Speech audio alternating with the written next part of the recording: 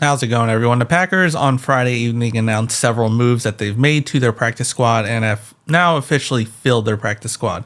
So they signed 3 players, even though they only could fill it with 2, and that's because they put running back Nate McCrary on injured reserve, or the practice squad injured reserve, so they would open up a spot. There is no reason why he's injured or what his injury is. They have not disclosed it. So all we know right now is that he's currently injured and on the injury list for the practice squad. So they signed 3 players, and the first one would be a former New York Jet in running back La'Mical Perine. Now, La'Mical Perine has been in the league for 6 years and pretty much played only some meaningful snaps in games. 2 with the New York Jets in 2020 and 2021, and with the Kansas City Chiefs in 2023. And for his career, only has 94 attempts, 340 yards, 2 touchdowns. So not really doing much.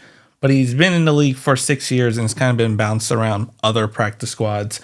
Was with the New York Jets for 2020 to 2021, on the Eagles practice squad in 2022, the Dolphins practice squad in 2022, then went to the Chiefs for the 2022 to 2023, then on the Steelers practice squad in 2024, was subsequently released again, and then came over to our practice squad.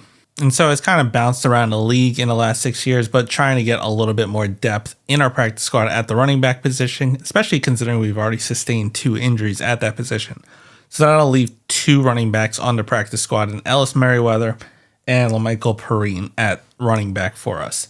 The next player that the Packers signed is fullback / tight end Andrew Beck. I believe he'll probably be like that Matt LaFleur H-back role that he likes to have, especially since Tyler Davis is on IR for the season. So Andrew Beck, he's been in the league for 5 years, pretty much mostly playing with Denver up until last year where he played with Houston.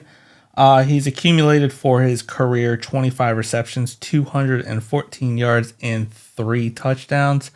But his main, he could actually be a candidate to be called up in this regular season, as he's played just under 1,000 special team snaps. So with that, he could be a potential call up later down the line for the Packers, especially since he's going to be able to get called up 3 times. The Packers did this a lot last year, so I could see that happening again this year. So that's where his value actually comes into play. And then the last one is cornerback Kamal Hadden. He's actually a rookie this year, was drafted by the Kansas City Chiefs in the 6th round, and shockingly didn't make their practice squad. The Chiefs actually did like him. Obviously they did, because they drafted him.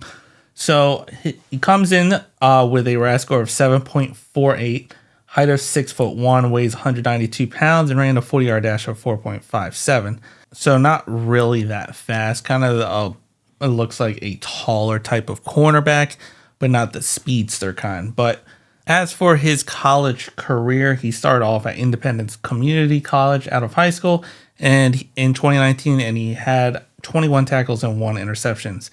They didn't have any games in 2020, so he transferred to Auburn. I guess he didn't do anything there, but then re-entered the transfer portal and transferred to the University of Tennessee, where he was there for 3 years.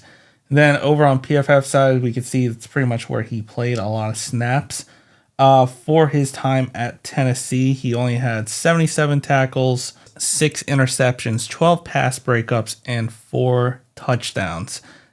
Defensive touchdowns at that. So as his years progressed, his PFF grade definitely went up, starting off at a 60.4 in 2021, a 62.5 in 2022, then skyrocketed to an 85.7 in 2023 because he had a 90.4 coverage grade. So definitely a very good coverage corner in his final year.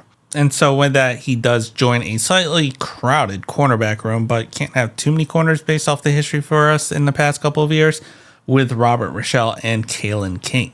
But just coming out with a quick update of who the Packers signed, and finally filling up this practice squad roster. And of course, this will change throughout the year. But let me know what you think down in the comments. If you like the video, hit the like button, subscribe to the channel, and as always, go Pack Go.